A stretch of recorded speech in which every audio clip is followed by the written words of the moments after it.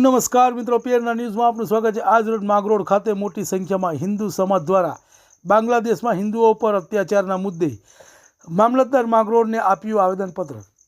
માગરોળ સમગ્ર હિન્દુ સમાજ દ્વારા એક મૌન રેલીનું આયોજન કરવામાં આવ્યું હતું, જે રેલી શહેરના મુખ્ય માર્ગ પર ફરી માગરોળ મામલતદાર કચેરી ખાતે પહોંચી અને બાંગ્લાદેશમાં હિન્દુઓ પર થયેલા અત્યાચારનો વિરોધ સ્વરૂપે રેલીનું યોજી માગરોળ સમસ્ત હિન્દુ સમાજ દ્વારા તેમનો વિરોધ કર્યો હતો। મામલતદાર માગરોળને આવેદનપત્ર આપવામાં આવ્યું હતું અને કહ્યું હતું કે બાંગ્લાદેશ ગદ્દાર છે, હિન્દુઓના રક્ષણ ખુદ હિન્દુ ધર્મ કરવામાં આવે તેવું સ્વામીજી દ્વારા જણાવ્યું હતું અને પાણી ભારત સરકાર હિન્દુઓના રક્ષણ કરે તેવું જણાવ્યું હતું। રિપોર્ટ જીતુ પરમાર, માગરોળ। તમને અમારા સમાચાર પસંદ આવ્યા હોય તો લાઇક, શેર, બેલ આઇકોન અને સબસ્ક્રાઈબ કરો।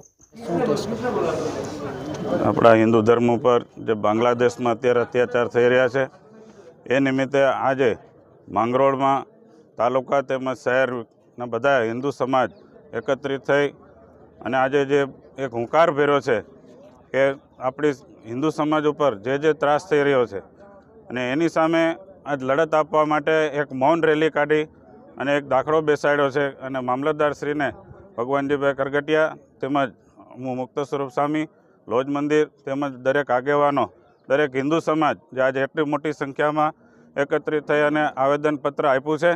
જે આવેદનપત્ર આપવાનો હેતુ અમારો એ જ છે કે હિન્દુનું રક્ષણ આ સરકાર નહીં કરે તો કોણ કરશે? એ સરકાર બાંગ્લાદેશ સરકાર સાથે વાટાઘાટ કરીને વાતચીત કરીને આપણા હિન્દુ સમાજનું રક્ષણ જરૂરી છે, આપણા દેવી દેવતાઓની મૂર્તિનું રક્ષણ જરૂરી છે।